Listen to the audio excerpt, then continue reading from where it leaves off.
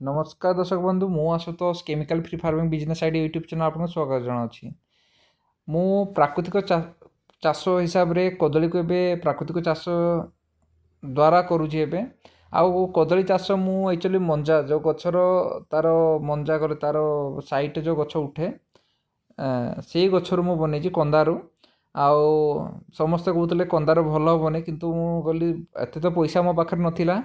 से मुझे कंदा को मगेगी देखे केमती होउची बोली आउ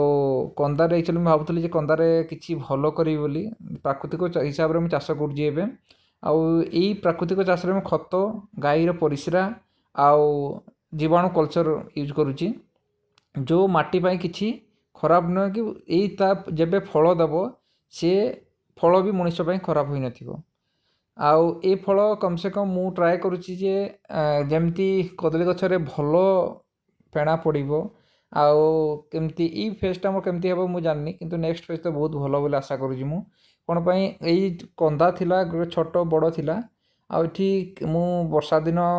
पूरा वर्षा होइतलानी सेते लगैथिली मु एबे किछि गछ उठी नथिला मझिरे आउ मोर लेबर टी प्रॉब्लम भी थिले हेतळको कि लोक आउ गाई काम किए करूना से बहुत प्रेसर थी मु किंतु एबे आउ गाई से कमेदेली कौन पर खाइबा लगे ये मिललानी आउ गाईर टेंशन भी अधिका थिला मेन है पिला केते रिक्वेस्ट करूँ जदि गोटे पिला को किसी रिक्वेस्ट कलु तो बहुत कष्ट हुए आपन तो जानी थे लेबर प्रॉब्लम केमती किंतु ये मो कले भौणी जन अच्छा सी पार्मानेंट सी मोर पाखे अच्छा एवं आउ सी बहुत सहयोग कर मत मो बापा माँ समस्त तो मो बापा ही सबकि मत देखाशुना मो बापा ही कर अधिकांश माँ भी मत हेल्प करती मोर वाइफ भी मत हेल्प करती महू चाष वाइफ आउ गाई कदली चाष बापा आई भौणी जन जो नानी जन कले भौणी जन अच्छा नानी डाके सीए जई आउ मो भाई जदि सी है टेम्परारी लोक सी केबे जदि कहीं नथिबे मो भाई काम करे आउ कले एठी आमे पूरा परिवार मते हेल्प करती पूरा ये फार्मिंग लाइन रे आउ कले कष्ट तो हुए किंतु मो परिवार मो पछर थिबार मु केबे भी हारासमेंट हुएनी जहाँ जा पछे एबे मो ये बंधहुड़ा थिला बंधहुड़ा रे लगेची हरड़ आउ हरड़ बहुत सुंदर फूल होईची आउ मु एठी किछि केमिकल यूज करनी किंतु एठी मो एरिया रे आगरू कले बहुत पोक लगे जाता किंतु एबे पोक आउ पोकर ना निशान नाई एठी कले फूल बहुत सुंदर आछि बहुत सुंदर फूल जोड़ा कहती कले भाभी नथली एते सुंदर हेबो बोले बापा जेबे लगौथले नाई से कहउतले जा हबो देखा जेबो किंतु बहुत भल होईची आउ एठी चेष्टा करू जे मु बहुत जते फूल होजी मु सब जाको भल से रखी पारिबी आउ भल से फल आनीपारि से मु मो चारि पाखे मो बाक्स लगी जमी भल पोलिनेसन हम आ भल फल आसो आउ महू चाष जदि महू माछी पाखे अच्छा पोलिनेसन बहुत भल हुए आ फलर आउ सी फलर जी खाइब सी कह हाँ एक्चुअली केमती चाष करी फल बाहर कर आउ ये फार्म रे मोर एक्चुअली एबे मोह बाक्स लगी भी 8-10टा बाक्स लगी 8-10 बाक्स लगी कौन पाई ना एठी जते बड़े आमर नुआ कॉलोनी हुए स्टार्ट करे मौमाछीर तो से जीवा आसवा ये जगार गोटे अलग जगह जाए पुणी अलग जगह ये आसे तो एमती दल काटे लोक मानू जो दल दिए एठू काटिकी आ लोक मैंने बहुत लोक नहीं सारे आउ नुआ दल भी आउ यही महू बाक्स एठी आमे महू मेन है किसी तो महू कलेक्शन करूँ आ प्राकृतिक चाष केमिति आमर मौमाछीर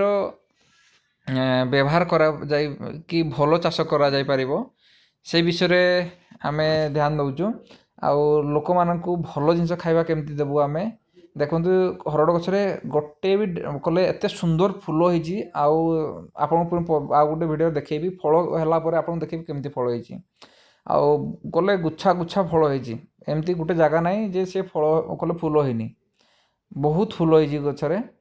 आउ जे जदि प्राकृतिक चाष शिखिबार अछि मो फार्म को विजिट करंतु केबे भी आउ कम जगह केमती भल चाष करि पारे अधिका चाष करि पारिबा आउ प्रकृति कले प्रकृति संगे जोड़ी रहिबा आ लोक मानकु जी भी खाउटी लोक ताडू कले आमे ଦି ପଇସା ଭଲ କଲେ ଯାହା ବି ଆମର ଖର୍ଚ୍ଚ ହେଇଥିବ ଦି ପଇସା ଟଙ୍କେ 2 ଟଙ୍କା ଅଧିକା ନେଇକି ଭଲ ଜିନିଷ ତାକୁ ଖାଇବାକୁ ଦେଇପାରିବା। ମୋର ଇଚ୍ଛା ଯେ ଲୋକମାନଙ୍କୁ କେମିତି ଭଲ ଖାଆନ୍ତୁ ଆଉ ଭଲରେ ରୁହନ୍ତୁ। ମୋ ମେଣ୍ଟାଲି କଲେ ବୁଦ୍ଧି ତ ଏତିକି, କିନ୍ତୁ ଦେଖନ୍ତୁ ମୋ ଆସିଗଲା ମୋ କଲେ ମୋହ ବାକ୍ସ। ଏହି ମୋହ ବାକ୍ସ ମୋତେ ବହୁତ ହେଲ୍ପ କରିଛି। ଆଉ ଏଇ ମୋହ ବାକ୍ସରୁ ଆପଣଙ୍କୁ ଯେଉଁ ପିଓର ମହୁ ଦିଏ, ଏଇ ମୋହ ବାକ୍ସରୁ କଲେକ୍ସନ୍ କରିକି ଦିଏ। ଆଉ ଏସବୁ ବହୁତ ସାରା ମୋହ ବାକ୍ସ ଅଛି ମୋ ପାଖରେ, ତ ସେଇ ମୋ ବାକ୍ସ କଲେକ୍ସନ୍ କରି ଆପଣଙ୍କୁ ସମସ୍ତଙ୍କୁ ଦିଏ। ଆଉ ମୋ ଏଠୁ ମୋ ଫାର୍ମ ପାଖାପାଖି ବହୁତ ଜଣ ନେଇସାରିଲେଣି କଲେ ବାକ୍ସ। ତ ମୁଁ ଚାହୁଁଛି ଯେ ଲୋକମାନେ ଜାଣନ୍ତୁ ମହୁମାଛି ଚାଷ କେମିତି କରାଯାଏ, ପ୍ରାକୃତିକ ଚାଷ କେମିତି କରାଯାଏ। 2 ପଇସା କଲେ ବାହାରେ ଯାଇକି କାମ କରିବା ଅପେକ୍ଷା ଯଦି ନିଜର ଟିକେ ରଞ୍ଚେ ଜାଗା ଅଛି, ସେ ଜାଗା କମ୍ ଜାଗାରେ କେମିତି ଭଲ ଇନକମ୍ କରିପାରିବା ସେଇ ବିଷୟରେ ବି ମୁଁ ଏଠି ଶିଖାଏ। ଆଉ ଫ୍ୟୁଚର୍ ତ ବହୁତ କିଛି ଚିନ୍ତା ଅଛି ଲୋକମାନଙ୍କ ପାଇଁ କିଛି ଭଲ ଜିନିଷ କରି ତୋଳିବା ପାଇଁ। କିନ୍ତୁ ଆପଣମାନଙ୍କର ଯଦି ମୋ ପ୍ରତି କିଛି ଭଲ ପାଇବା ଥାଏ, ମୋ ଚ୍ୟାନେଲ୍କୁ କିଛି ସବସ୍କ୍ରାଇବ୍ କରନ୍ତୁ। ଆଉ